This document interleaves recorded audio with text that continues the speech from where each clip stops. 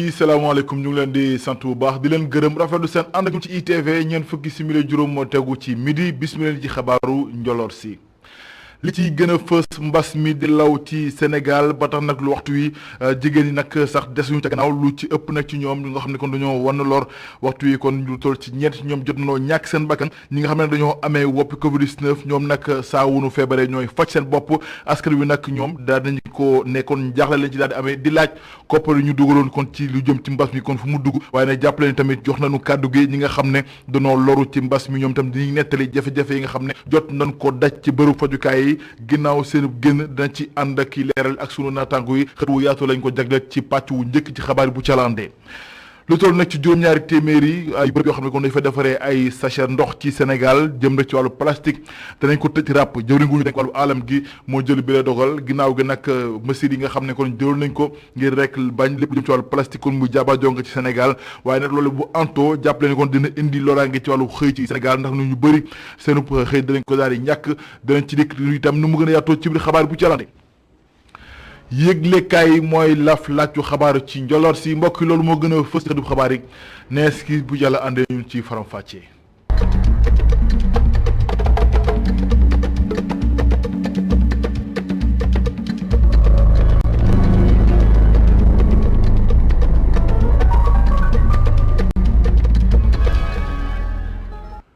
mbokk yi salaamaaleykum ñu ngi leen di sant bu baax di leen gërëm rafet seen ànd ak ñun ci ITV xabaaru njoloor si ñu tàmbale ko groupe Média Invest nag ñu ngi woon ca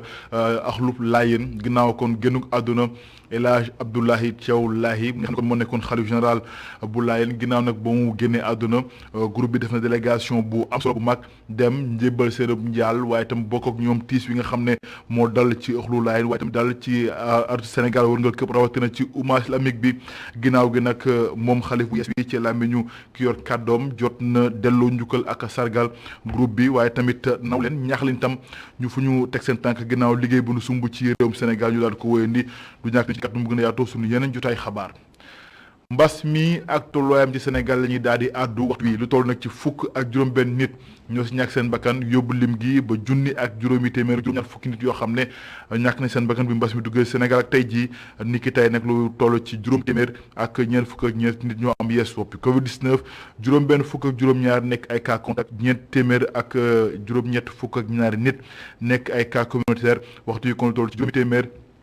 ak ñeent fukk ak juróom-benn jot nañu wér ci mbas mi juróom-benn fukk ak ñett ñoom ñoo nekk sootaas fukk ak juróomi junni nit ak juróomi téeméer ak fukk ñoom nag ñoo nekk ci traitement waxtu wi ginnaaw xayma bu ministère de la santé ak action sociale. maa la ko junj ba tey ci wàllu mbas mi ci Sénégal waxtu nag jàppale ni mbas mi ngay law waaye nag lawaa ni muy lawee nii di law tan goo xam ne bàyyiwul sax ñii di jigéen ñi wan lor ñoom nag tamit am na ñu toll si ñoom ñeenti seen lim ñàkk seen bakkan ci mbas mi ci Sénégal ba tax kon docteur Abdoul Aziz Diop mu ngi ci dikkaat waaye nag ci nga xam ne kon mooy taxawaay bi ndax nag mbas mi ñoom itam soxna yi nga xam ne kon dañoo wan lor ñu ngi ci toon ginnaaw nag li nga xam ne moom woon ñoom ñoo nekk ñu dallu kon waxtu yi ci l'hôpital yi nekk wala ci yi nekk ci diggante Pikine ak hôpital Youssou Mbargane Diop bu Tëngéej loolu lépp nag nekk mbir moo xamante ni kon mbir mu doy wàll doon mbas mi bàyyiwul sax ñoom soxna yi nga xam ne kon dañoo wan lor ñu teewlu ci kàddu yi leeral docteur Abdoul Aziz Diouf ay kàddoo ma ngi ci micro Babacar Seck. depuis ci troisième vague bi ñu observé ne que jigéen ñu bëri yu nga xam ne wéruñu dañuy am Covid laajte bu ci njëkk moom mooy pourquoi ñu gis ne dafa bëri léegi ma jox exemple rek hôpital Pikine bi nga xam ne am na benn CTE léegi que mook hôpital Youssou Mbargane bu ñu ko xoolee gis nañ ne ci am nañ ci 22 cas yoo xam ne ay jigéenu ay jigéenu yu ëmb la ci 22 cas yooyu gis nañ ci ne ñaar ñoom ëmb nañ ba wasin bay nàmpal ñeneen ñi ñu si des yëpp moom boobu ñu ëmbee ci troisième trimestre bi la ci pratiquement ci fin de grossesse bi la leen affaire bi dal c'est sooy xool ñoom sooy calculer seen âge moyen c'est aux alentours de 30 ans malheureusement ci ñooñu ñu am noonu ñeent gaañu nañ ci te ñeent ñëpp pratiquement dañ leen defaloon césarienne pour sauver seen doom yàlla def na que xale yi sauver nañ leen mais ñoom dañoo perdre seen vie. beneen question bi moom mooy yan manifestation lay jigéen bi di am te loolu ay sites yu bëri wane nañ ko ne que jigéenu wérul bi nga xam dafa am Covid lu ci ëpp day soxla oxygène soo koy comparer ak jigéen bi nga xam ne ëmbul risques yi études yi yàgg nañ ko wane saytu yàgg nañ ko wane mën na nekk avortement femme bi ci premier trimestre bi mu def avortement mën na nekk accouchement prématuré kon yuñ ci ay cas yuñ ci am mën na nekk également mort fœtale li ñuy wax mort fœtale in utero mooy doom bi gaañu ci biir bi des fois également dañuy femmes yi dañuy seen doom yi dañuy sonn ba nga xam ne on est obligé gynéco bi day obligé mu arrêter grossesse bi def césarienne te xale boobu prématuré lay doon ba pare ñu yóbbu ko ci couveuse te loolu day yokk tamit décès taux de décès yu xale yi femme bi même su accouché ba pare tamit mun na def ay complications surtout femme bi nga xam ne dafa nekk en forme grave complications yooyu moom mooy comme mën na am lu ñuy wax mérette bu yéeg mën na def ay crise comme également mën na saigner ci biir ci après accouchement. moom docteur Abdou Aziz Diouf la muy sàkku nag mooy ñi nga xam ne kon dañoo ëmb wala bokk ñu wandaloor ñu daal di leen ñàkk ngir ñu mën a mucc ci loraange yi nga xam ne mbas mi mu ngi koy def ci Sénégal di leen fagagal ñetteelu vague mbasum Covid 19 bi tam ni nga ko waxee daanaka bàyyiwul gune bàyyiwul mag ñëpp kon lay tëral ci Sénégal ba tax docteur Xawsu Kaba nekkoon ganuk Alassane Samba Diop ni que tey jii nag moom daal di dikkaat ci lépp li nga xamante ni moom mooy wopp gi ak nu muy tëralee waxambaan yi waaye tamit bàyyiwul ñoom nag ay pathologie yoo xam ne dina ko fësal lu ci mënti am nag ñoom da leen di tëral waaye nag dafa amoon nekk nag ay cas grave yoo xam ne dinañ ko am ci ndaw ñi rawatina nag ci jigéen ñi nga xam ne kon dañoo wan lool ñu tawli kàddoom docteur Xawsu Kaba ci micro Mame Senou Babou ak Moussa Fall. Pratiquement on retrouve tous les tranches d'âge. daanaka at yëpp ñoo am jamono ji ci tawat bi li nga xam ne moo di vague bu njëkk ba ak ñaareelu vague bi liñ doon gis moo di doon na am ay ndaw ñoo xamante ne bi mbas mi doon leen laal waaye nag daanaka ay cas symptomatique lañ doon tawat ji daawul métti si ñoom waaye ak ñetteelu vague bi moom li ñuy gis moo di dafa am ay ndaw yoo xam ne du ñu am benn tawat sax laata waaye bu leen mbas mi laalee am ñu si bëri ñoo xamante ne bi dañuy egg sax ba yegg cas grave gis ngeen waa ji nga xamante ne bi moom ngeen waxtaanal fanweeri at ak benn yu mu toll dem na ba xëtëram ñu mbas mi jàpp ko ci tamit ba jël juróom-ñett fukk ngir nokki goo xamante ne bi war na koo def sax di jafe-jafe bu baax a baax loolee dafa nekk loo xam ne daan nañ koy seetlu kon li ñu gis moo di mbas mi jamono ji moom bàyyiwul mag bàyyiwul ndaw ñi nga xamante ne bi ñooy di soxna yu wéru di sax ñoom it dañoo am jafe-jafe bu baax ndaxte am na soxna yoo xamante ne bi dañuy dem ba juróom-ñetti weer waaye mbas mi da leen di laal ba ñu yegg si cas grave te loolu yaakaar naa dafay nekk jafe-jafe ci wàllum wér-gu-yaram ak taxawaay bi qui développe une forme sévère, la plus souvent, 50 à 75% d'atteinte pulmonaire. docteur Xawsu Kaba nekk nag médecin urgentiste nekk itam coordinateur hôpital général Idrissa Pouye ngeen doon tawli kàddoom ci micro Seynabou Babou lu jëm tam ci mbir moomu la maa ngi koy junj ci ndorteelu xabaar yi mbas mi di law bàyyiwul xale yu góor yi bàyyiwul waxambaane yi waaye itam bàyyiwul màgget yi rawatina jigéen yi nga xam ne kon dañoo wan lor loolu lépp nag nekk ay mbir yoo xamante ne nii mbir yu doy waar la rax ci dolli yeneen ci ay difficulté di jafe-jafe yoo xam ne dañ koy faral di jànkonteel moo jëm ci ñàkkum oxygène wala boog ñu daal di leen dégg ay masques yoo xam ne danañ ci mën a nokki ngelaw goo xam ne kon dina doon lu mucc ayib jafe-jafe yi kon foog na weesu na ko ba tax kon ñoom ñi nga xam ne ñoo dund lii di mbas mi nekkoon ci hôpital yi nga xam ne kon ñooy CTE yi nekkoon tam ci réanimation yi ba génn ci laaj nañ leen jafe-jafe yi nga xam ne mbas mi ci Sénégal indi na leen ko ñu naan ci leeral ak Mame Senou Babou ak reportage bi nga xam ne defal nañ ko ci.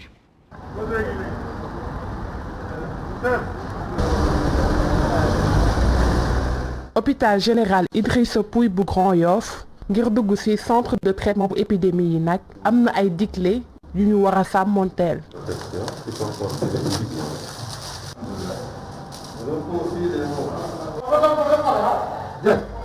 ñoo ngi fii ci zone rouge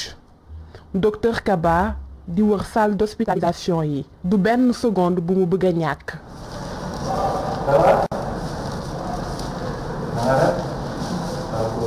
si yile patient benn Congolais bu am lu ëpp fanweeri at moom nag toog na ñetti semaines yoo xamante ni réanimation la nekk.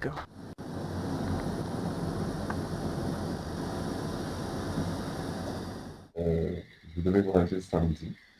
le vendredi matin. man nag dama waroon tukki àjjuma ak samedi waaye ba ma xëyee war a dem dama sentir coono goo xam ne foo ko natt weesu na ko te moonte day guddi gi ko jiitu maa ngi woon ak forme bu baax a baax mënuma woon def dara même jug sama kaw lal sax doonoon na loo xam ne jafe na ma loola waaye jëm naa jug sangu ji waajal dem liggéey yi waaye ñaar yooyu rek ba ma ko defee itam dafa meloon ci man damay doog a daw fukki kilomètre bind sax dafa nekkoon ci man coono goo xam ne foo ko natt weesu na ko. J'avais l'impression que je venais de courir 10 kilomètres. Même simplement écrire m'essouffler.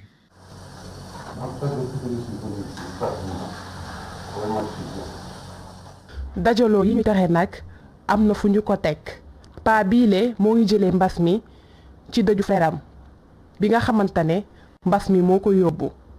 sonnoon na loolu ndaxte dafa am diabète. Chaque fois, j'ai commencé avec le manque d'appétit,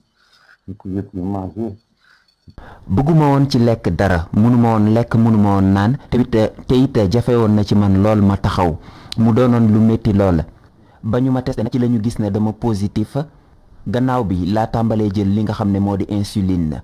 ma commencé traitement bi waaye gisuma ci woon benn tan am na benn jamono sax dee laa bëggoon ndax li ma doon yëg ci méttit taroon na lool nelaw tamit doonoon na loo xam ne jafe woon na ma lool te su ma nelawoon sax damay jenneer yoo xamante ne kenn xamul noo ko mën a tuddee. Vraiment, ça me tenait tellement à cœur. Moi, je voulais même mourir que de continuer à vivre comme ça. jigéen yu wéru yi tamit mbas mi laal na leen loolu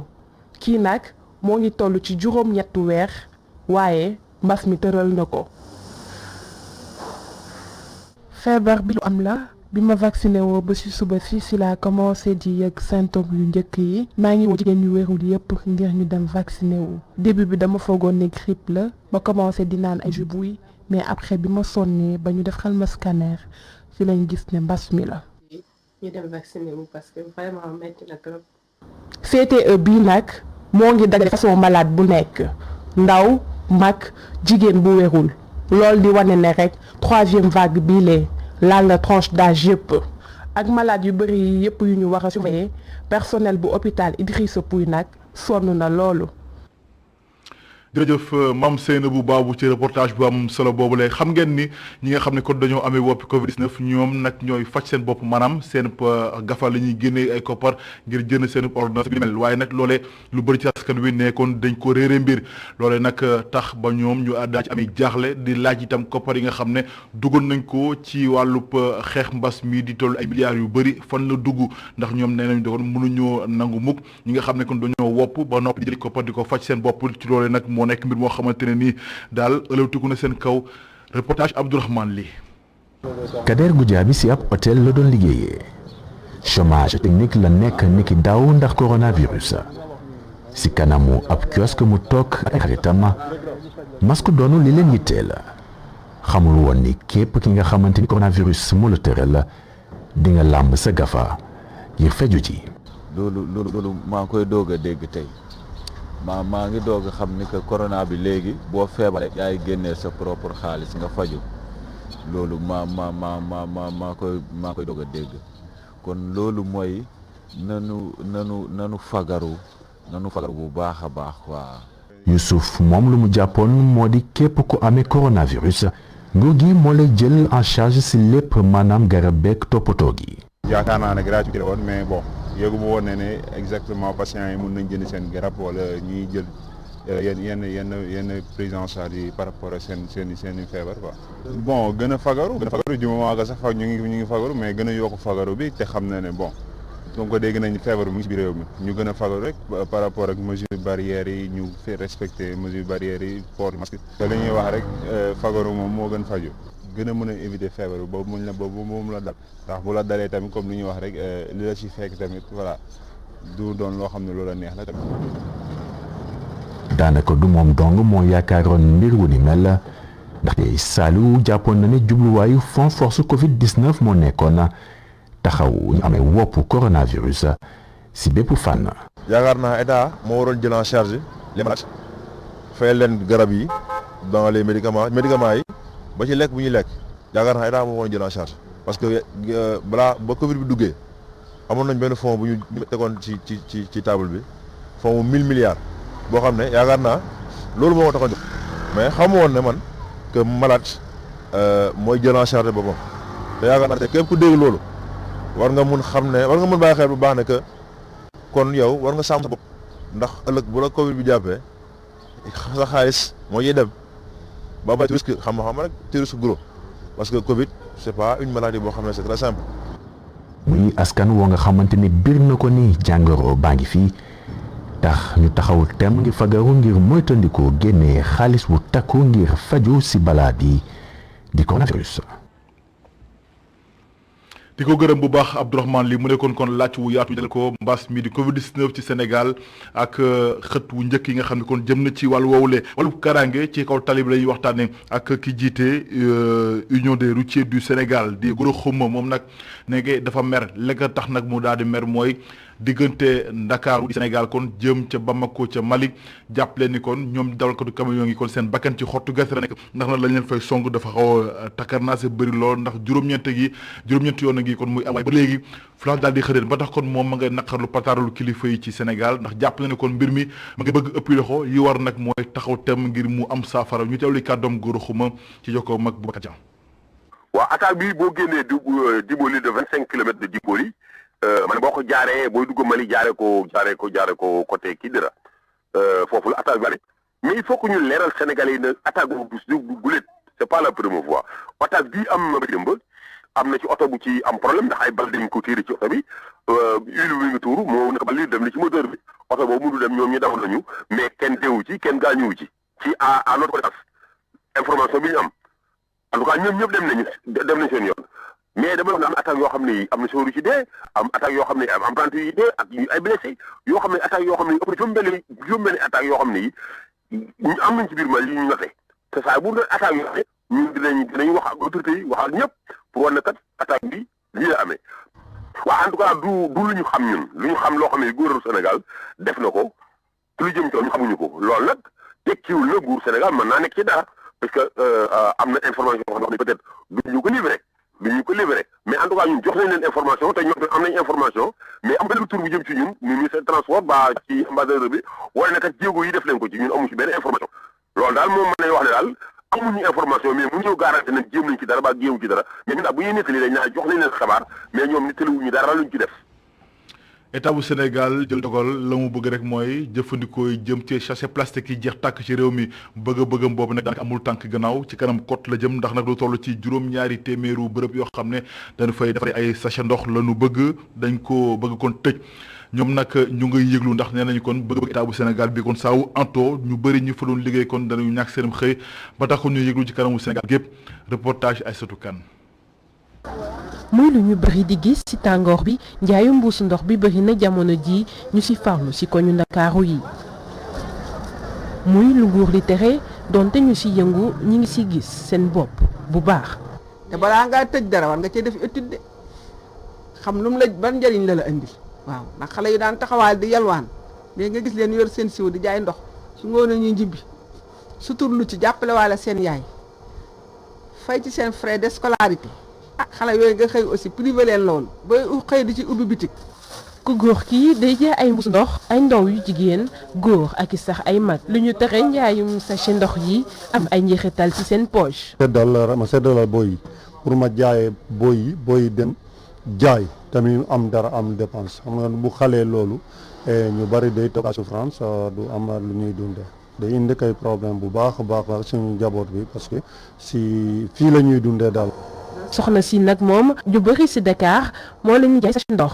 rafetluwul bi leen dogal te sax nag bu tey ndox yi jàpp na ni mënul nekk saafara si. lii bu ko tëjee lu ma ne nit ñi duñu am leneen lu ñu def waaye xëy rek nag kaay jaay butéelu ndox te yow xam nga butéelu ndox ba loo cay am waaw xam nga ban njëriñ la lay indil ci yàlla rek dañu sukkandu nag ndax yàlla moom gémmañ gu mu xar def ca dara yàlla yor jaam yi waaw sunu njaboot gi ni xalaat xale yu ndaw yi nga xam ne am nañ ci yaakaar. ci gis-gisu jaaykat bi naataangoom yi lu gën a mooy ñu sukkandikoo rek ci ndogalu gouvernement bi. gouvernement bi ñoo ñu ëpp doole bu indee leneen ñu xool loolu rek parce que suñu wërsëg kay dañu am balaa ñu de incha allah. lu jëriñ bu ñu dénk wàllum alam bi tere njaayum sachet ndox yi métti loolu nit yi ci yëngu ginnaaw ci la ñuy dundalee seen njaboot ñi ngi yaakaar am yeneen pexe. jërëjëf Aïssatou Kane 3FPT daal di nag amal ab formation tàggatu gu yaatu jëmale ko nag ci juróom-ñetti téeméeri ay ñoo xam ne kon ay mareyeur lañu ñoom nag jëm seen tàggat ci wàllub lépp lu jëm ko ci wàllu géej gi ak mbayum jën ak li nga xam ne kon mooy def ba lépp tegu ci yoon ñoom nag programme bi ñu ngi ko daal di teg ci loxo kuréel yi nga xam ne kon moo ëmb mareyeur yi ci Sénégal wër nga këpp ginnaaw gi lu toll ci téeméeri million suñu koppar lañ ko fas yéene dugal ci njàppandalu DER ñu teewlu ci seen njiit di Thierno Meng moom moo jiite kuréel woowee di association bi ëmb mareyeur ci Sénégal ay kàddoom ci micro Babacar Seck. liñ fi tax a teew muy dañuy def benn lancement boo xam ni mu jëm ci wàllu formation bu jëm ci secteur de la pêche te suñu jigéen suñu directrice muy Abi Sey jàppale ko station nationale des mareyeurs mu toll ci 800 personnes loolu moo war a teew fii tey pour ubbi ko war a def départ bi na sees formation fa tax ci liggéeykat parce que tey secteur de la pêche dañu musul am lii ñu am tey parce que formation boo xam ne 800 personnes la xay boo xam tey bu ñu ko xaymaa li ci état dugal day yegg ci lu ma téeméeri million loolu tey musul am ci secteur de la pêche ndax tey Sénégal ku ne xam na ni population bi dafa yokk dafa mel ni jën bu mënti am dutu leen doy kon tey bu ñu jëlee jàppale ci formation boo xam ni aquaculture da cee nekk aquaculture di am solo ci pêche tey boo demee fu mel ni Côte d'Ivoire wala nga dem fu mel ni Corée bëgg yooyu yëpp ay Gabon jënu dex la ñuy dundee te da nga naan jën boobu sax moo dàq jënu géej gi tey bu ñu famille mareyeurs yi ban mën a am sañ-sañu dem bay ay toolu jën yoo xam ne si même bu géej gi amul jën dañu am sañ-sañ dem ci àll bi jëli ay jën indi ko loolu lu rëy la te loolu bokk ci li nga xam ne mooy suqali réew du ñam ci aquaculture waaye dañ leen defal formation hygiène ak qualité ndax hygiène ak qualité yëpp ñu lekk jën dafa war a senn dafa war a baax ngeen jàpp mareyeurs yi nga xam ñooy jën di ko jaay ngeen formé leen ba jën bi ñuy jox nit ki jën bi ñuy lekk ca France ak jën bi ñuy lekk Sénégal nekk benn jën loolu defe naa lu am solo la. ñu daanu ci tàggat yaram ak wàllu basket ak gaynde sénégalais def nañu ñetti jongante yëpp ndam lañ ci amee ndax nag ni ki démb ñu daal di duma ñi nga xam ne ko ñooy équipe nationale bu Sénégal B bi daan leen juróom-benn fukk ak juróom-benn ci juróom fukk ak juróom-ñett maanaam 86 56 mu nekk nag loo xamante ne ni bu ñu sukkandiku ci tàggat gaynde Sénégal yi di Boniface Ndong mbir la moo xam ne kon ndaw yi maanaam bokk gune bi kon dina ci fësal kon seen waajtaay jëm rek ci afro basket yi ndax jàpp na ni kon mbir mi am na solo lool ci waajtaay yi nga xam ne kon la ñu jëm ci afro basket bi ñu jëm ci wàllu basket ñu teewlu ci leeral yi bàyyeeku kon ci jongante bi nga xam ne am na ni ki démb diggante Sénégal ak Sénégal maanaam ndaw ñi ak mag ñi ko Seydi Augustin Mandan. mu nekkoon jongante bu métti lool mun na bokk sax ci bi gën a jafe bi nga xamante ne ndaw yi Boniface Ndong di sélectionneur national disputé nañ ko ci tournoi bi nga xamante ne jëm ci wàccaay afro basket score final bi du méngoo dara ak li nga xamante ne xewoon na li ko waral nag mooy équipe B bi dañoo bëggoon daal di amal opposition bu am solo ngir rek permettre équipe bi daal di waaj bu baax ci premier quart-temps bi la ndaw ñi commencé bousculer ñooñu Gorgui Dieng mi nga xamante ne disputé na matcham bu njëkk ci tournoi bi dugal ci fukk ak benn poñ waaye teewut équipe A bi daal di ko gagné 16-15 li ci topp nag ñoo gagné quart-temps yëpp waaye match bi yombuloon dara ci ñoom deuxième quart-temps bi mi ngi jeexee 43-39 maanaam ñeenti poñ dong moo doxoon seen diggante ci troisième quart-temps bi la équipe A bi commencé wone boppam bu baax ndax boobu sax la ñu gën a dugal ay poñ ñooñu Ibrahima Fall Faye nga xamante ne moo nekk meilleur marqueur équipe bi ak 17 poñ ñu daal di ci dugal 32 tax na ñu daal di gagné troisième quart-temps boobu 75-45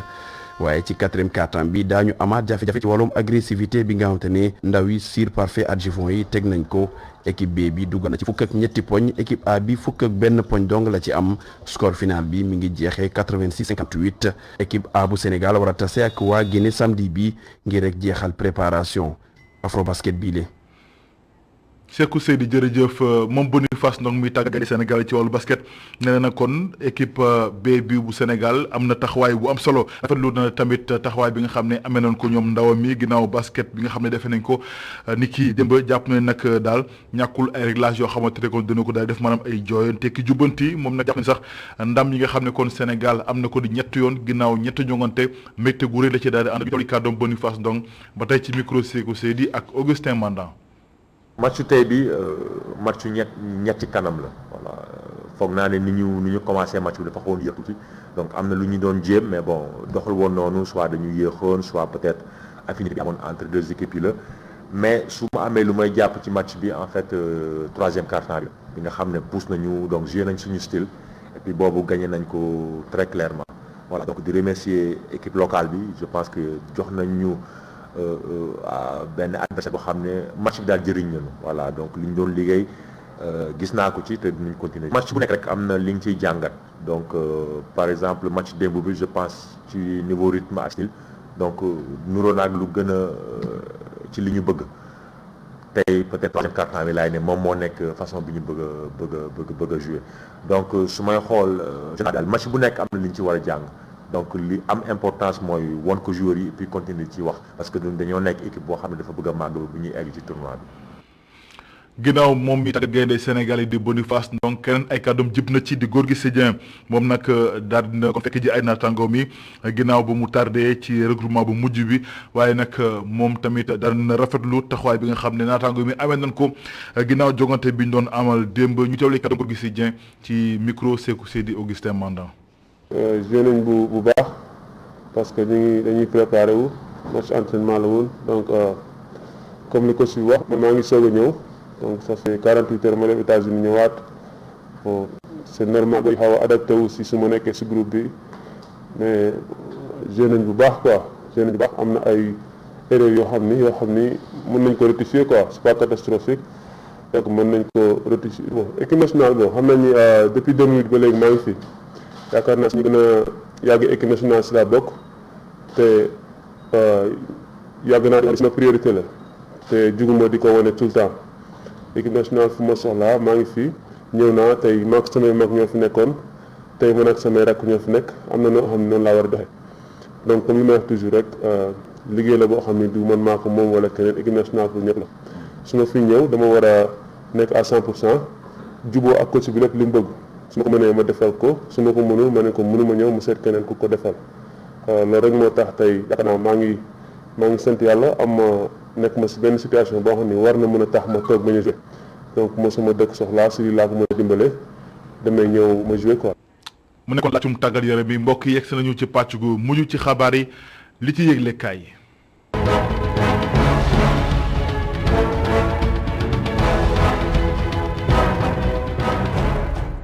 mbaa yéena nga ca mbas mi ci réew mi soob jigéen yi wérul ci réew mi ci musiba gu rëy enquête ne ñenn ci ñoom ñàkk nañ seen bakkan ci mbas mi ci réew mi am na itam ñeneen ñoo xam ne dañoo amee woppi dënn yu garaaw te ñoom ñëpp ñu ngi ci hôpital Youssou Mbargane Diop bu Tëngéej yéeglekaay bi ne la ñu nemeeku nag waxtu bi jamonoy mbas mi ci Sénégal mooy ay xale yu jigéen yoo xam ne dañuy wasin ay prématuré te waxtu wi ñi ñuy césarienne bëri na enquête yamu ca ndaxte nee na jigéen yi wérul yi ba noppi am yaram am diabète ak asthme mbas mi ci réew mi ngi leen di def lu dajal ba tax professeur Abdou Aziz Diouf ne ñàkk wi kott moo leen mën a muccal ci mbas mi ci Sénégal ba musiba gi wàññeeku léegi ko ni Covid-19 baa ngi def lu dara jarul ci réewum Sénégal ndax lu toll ci ñeenti jigéen yu wérul la faat ci Sénégal yeneen ko jom ñeent bokk na ci ñoo xam ne ñu ngay nàmpal waxtu wi dañoo amee mbasum Covid-19 bi te ñoom ñëpp ñu ngi seen ñetti weer Vox Populi ne déggoo ma de ñeenti jigéen ñi woon lor ñoo ñàkk seen bakkan ci mbas bi ci Sénégal laas ne 1 million ak ñeent ci ay grossesse non désirée moo am ci àdduna wërngal këpp te lu toll ci fukk ak ñaari jigéen waxtu wi dañoo amee jafe-jafe ngir dese planning familial problème yi démarré na de Le Quotidien ni njàkkare gi bëri na lool ci yorinu mbas bi ci Sénégal ba tax docteur Daouda Ndiaye di woo ñëpp rawatina kilifa yi ngànk paj mi ci Sénégal ngir ñu gën a dooleel engagement aéroport Léopold Sédar Senghor professeur Abdou Aziz Diouf ci yëglekaay bi ne jigéen ñi war na lor ci Sénégal waxtu wi kon ci musiba dëgg nag ñu nekk Ibrahima Amirou Dem ne état bu Sénégal mu war a jël na courage am ba dakkal lépp loo xam ne ay ndajale jëm ci wàllu diine ci Sénégal critique ne juróom-benn téeméeri nit ak juróom fukk ak juróom-benn ñoo am yees boppi Covid-19 juróom-ñett ñi ñàkk seen bakkan juróom-benn fukk ak ñett nekk ci sow taas ñeenti téeméer ak juróom-ñett fukk ak ñeent wér ci mbas mi ci Sénégal yëglekaay bi yamu ca ndaxte dellu na waat ni ñaari fukk ak ñaari jigéen yu war na lor ñoo amee mbasum Covid-19 bi bokk na ci ñaar yoo xam ne dañuy nàmpal ñeneen ñeent ñàkk seen bakkan sursoi ne léegi nag bakkan yi root ci mbas mee ngi wàññeeku benn par benn waxtu wooye nag woppi Covid-19 ma nga yokk bés bu nekk Le Témoin ne ginnaaw ñetteelu vague mbasum Covid-19 bi ci Sénégal ne faax bés bu nekk ay bakkan di root ci mbas mi ci Sénégal bés bu nekk li muy di gën a yokk ci mbasum Covid-19 bi waxtu wooye nag am na yenn ci askan wi yoo xam ne bul faale dëgg nag la ñu samp ci mbas mi ci Sénégal ndaxte ñoom lépp lu ñu digle bàyyi ko ci ko docteur yi sàmmantewuñu ak moom am na sax ñenn ñuy dem bay wax ne mbas mi ci Sénégal gëmuñu ko las ne ginnaaw wax Ousmane Sonko njiitu Pastef jëm ci ndawu Sénégal yi Pastef bu Ndakaaru ne ginnaaw kàddu gi jëfa ci topp ndaxte Barthélémy Dias nee na duñu nangu mukk dem ci période contentieux yi te jotuñu ci fichier électoral bi l'info ne Ousmane Sonko ki gaayam tax nañu seen kàddu ginnaaw nju jaajuru ne état bu Sénégal moom la nekkee ginnaaw élection yu dëgmal ci Sénégal Vox Populi ne Abass Fall ak Barthélémy Dias nee nañu njuut njaaj yi nag di état bu Sénégal nekkee ci élection locale yu dëgmal na dakk Abass Fall ne ñun ay républicain lañu waaye nag loolu dafa am fu muy yem ndaxte nee nañu seen ak seen yelleef duñu ko négocier xanaa kay fokk di lañ ko def saa wu jotee Barthélémy Dias Ibn Jean-Paul Dias ni ñëpp ñi nga xam ne amuñu carte CEDEAO nañu dem bindu ju par la force su jaree bloqué commission bi sax nañu ko def yéeg lekkaay bi ne waaye tontu du forox ndax waa force force républicaine tontu nañu Barthélémy Dias ak Abass Fall bi gontey démba janoo taskatu xabaar yi ndaxte nee nañu opposition bu Ndakaaru xam nañu élection locale yi ñu dëgg mën a suñu see am ndam ba tax ñuy tëbaka daanu Walf Fadjri Ousmane Sonko njiitu Pastef ak Khalifa Sall maire bu Ndakaaru bu waxtu wi kon mel nañu ni mu roog soow ndaxte ñaari gaay ni ñoo fas yéene ànd jëm ci élection locale yu ñu dëgmal ci Sénégal critique ne APR nag mu ngay gasal boppam kàmb jëm ci élection locale yu ñu dëgmal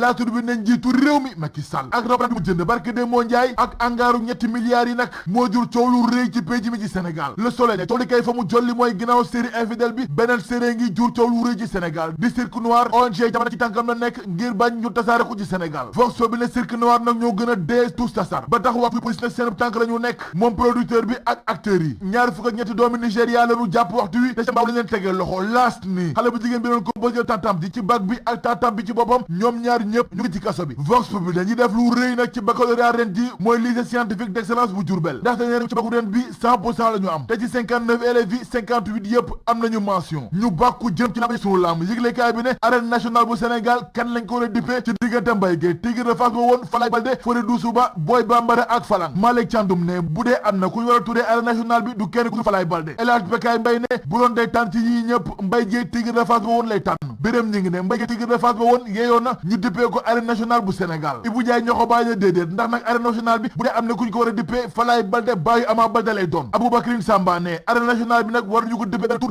li war dëgg nag mooy ñu bàyyi tur bi fa nekk di arène nationale bu Sénégal L'Observateur ne benn xale bu jigéen la faram ëmbal mu yàq ëmb bi ñu fëgg ko ci kaso bi mais da ngay seet loolu rek gërëm leen bu baax mbokk yi ci ànd beeg ñun ci ITV loolee laf laajcu xabaaru njoloor si gërëm ñëpp ci jàpp ba lépp yemb rédaction bi jox leen dig daje xabaaru maraxee bu ci landee 18h45 fii ak boobu ngeen di ñu topp ci ITV ndax mbiri ngi ci jërë ngeen jëf ñu doog jàmm juma mubarak